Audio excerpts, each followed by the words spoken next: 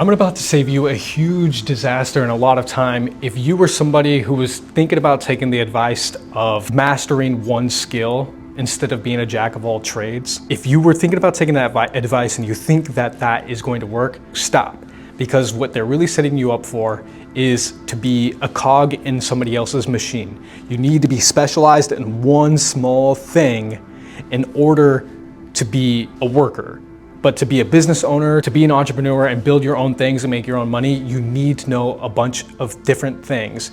Now, it is true that you need to be able to understand one thing and understand it well. And the thing is that the thing that business owners and entrepreneurs, successful ones, understand very well is how to build systems.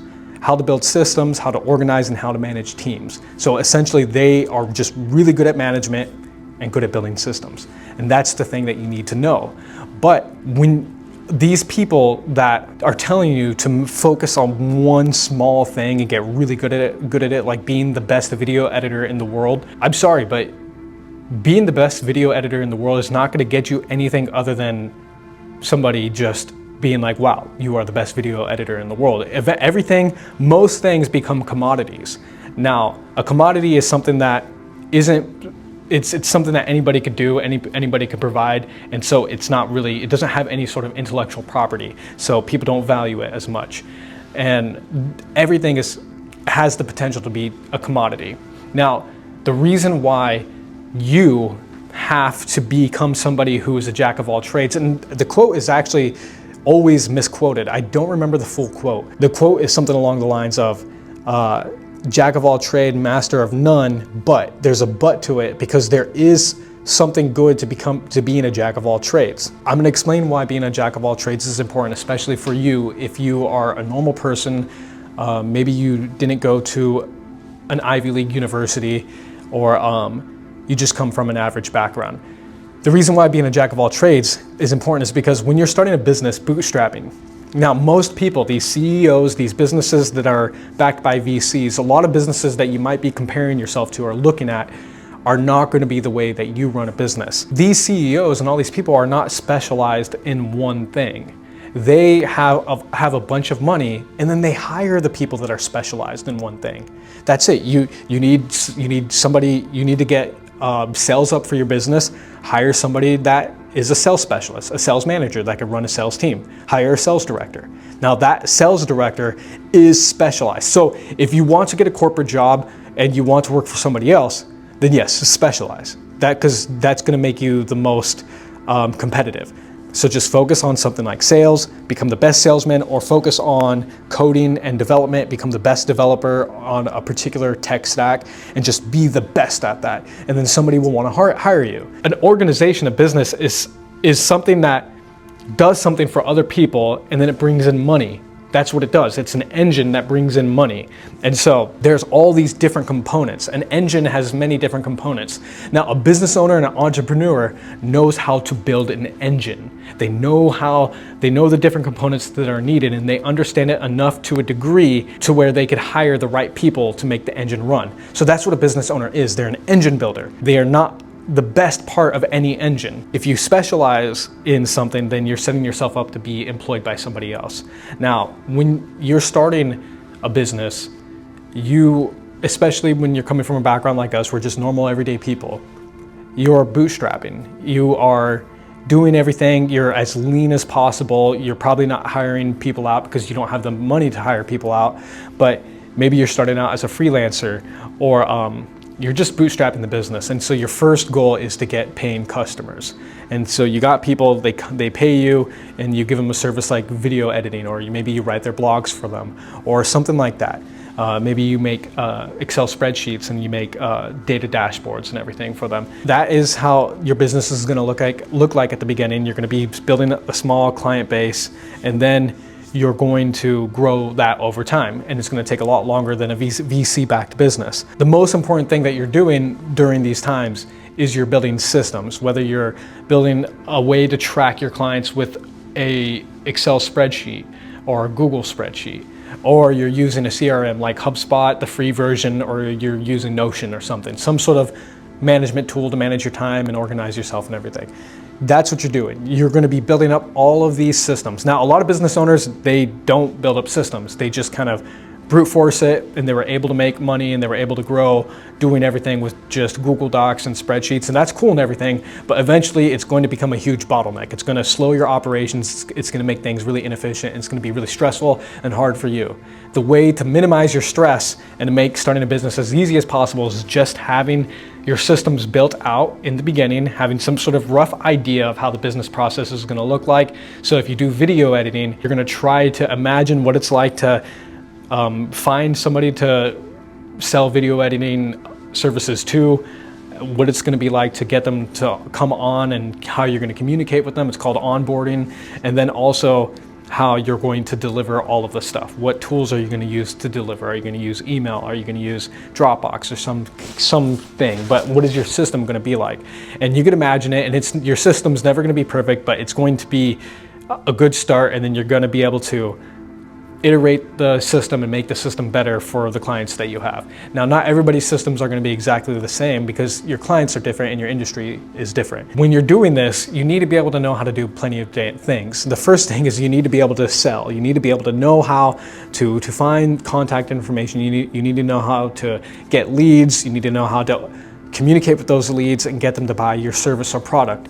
The next thing you need to be able to do is you need to be able to onboard these people and actually deliver the service. You also need to be able to know how to retain these customers and keep them for longer. Now, this is where hiring employees really helps because it's a pain in the butt to do all of these things. Now, you can do all of these things, but again, it's really tough.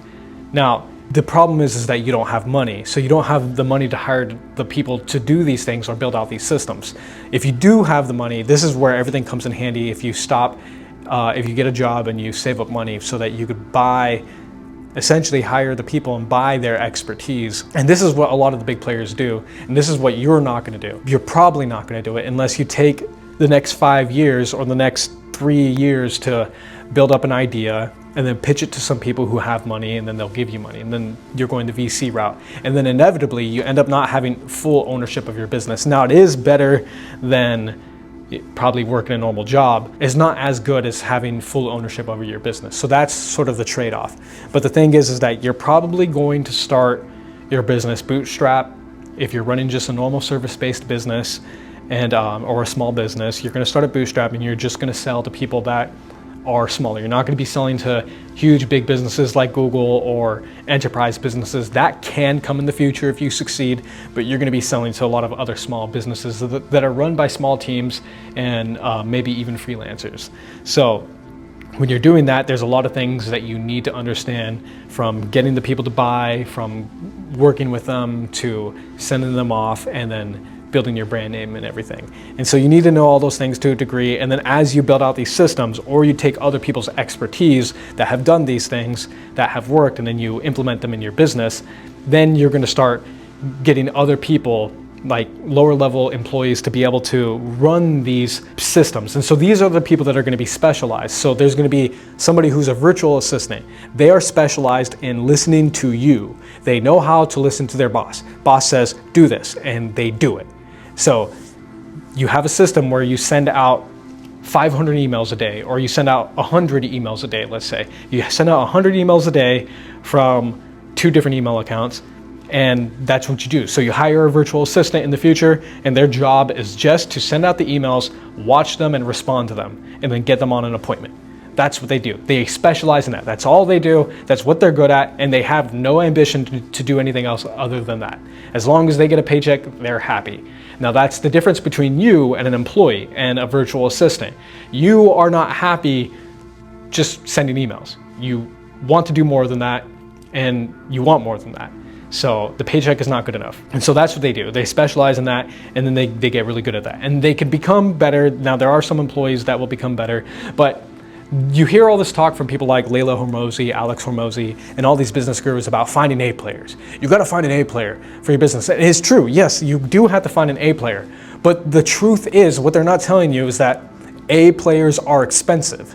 And if you're hoping that you hire some employee that is cheap, and it's because they're inexperienced, and so you're getting an inexperienced person that is cheap, and you're hoping that they're an A player, that's very, very rare. I don't know the statistic. I don't even know if there are statistics on A players and finding A players, but in my experience, and I'm sure most business owners' experiences, it's hard to find an A player on accident. It is very rare that you're just going to hire somebody for really cheap and then they're going to become an A player.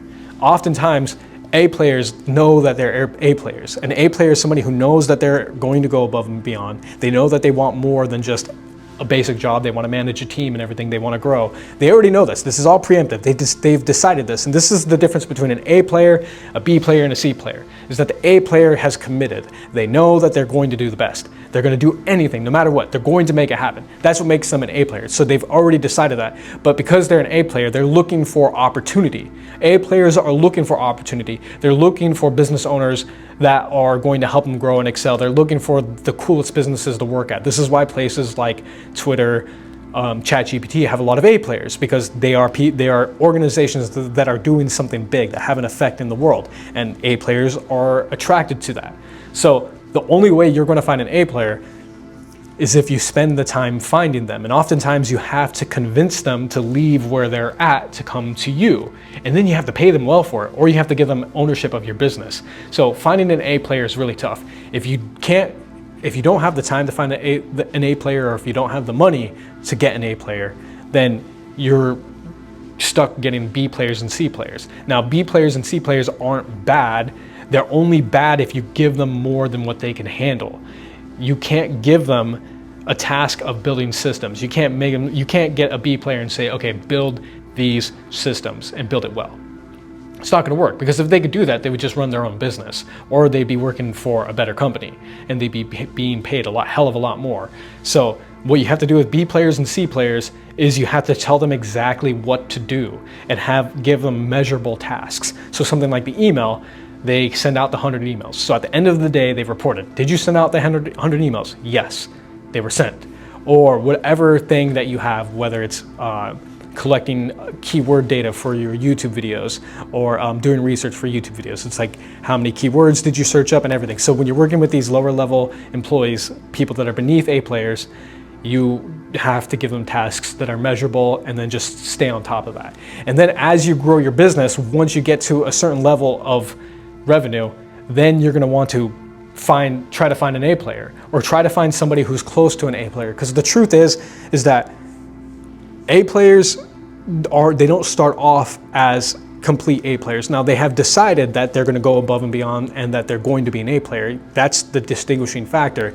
They decided this when they were younger, but they still have to develop. They're going to learn a lot. They're going to make a lot of mistakes. An A player isn't somebody who does everything perfect. They're just somebody who is committed to getting whatever it is that they have to do done, and getting it done well. And that means that they iterate and they keep getting better at it. I wanted to make this video simply for that. If you're thinking about specializing in one thing and becoming really good at it, you are gonna waste your time, because you could actually start a business right now. You could even hire employees overseas for $8 an hour or $10 an hour, which is only about $1,000 a month. You could spend $1,000 a month. If you build up a system that is bringing in more than $1,000 a month, then that's freakishly good, because hiring an employee in the United States is at least $3,000 a month, or at least $2,500 a month. For $1,000 a month, you have human capital helping you do stuff.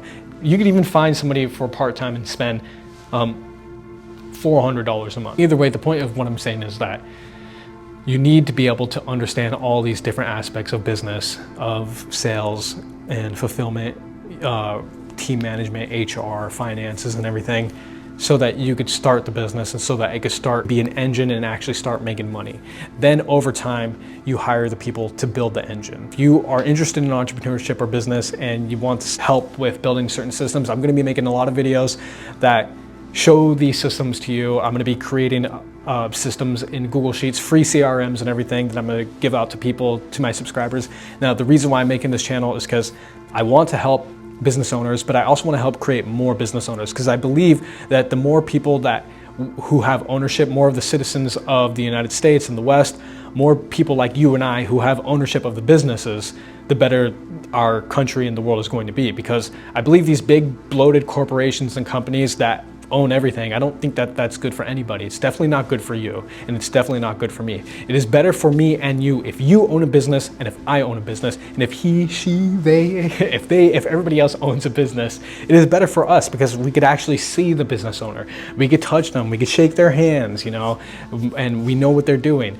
You can't shake the owner of Target's hand. You can't shake the owner of Airbnb, of Google. You can't shake their hands. You can't see them. You don't know them. They're like these untouchable people that are away from the normal everyday people. So the more smaller businesses that we have, the better the world is going to be. That's my thesis. That's what I believe. So I'm hoping that you can start a successful business. And so that's going to be the point of this channel. But also, if you have a business and you're struggling, I'm hoping to help you so that your business isn't struggling, so that you can have a better business, because we need more business owners. Thank you for watching. Take care.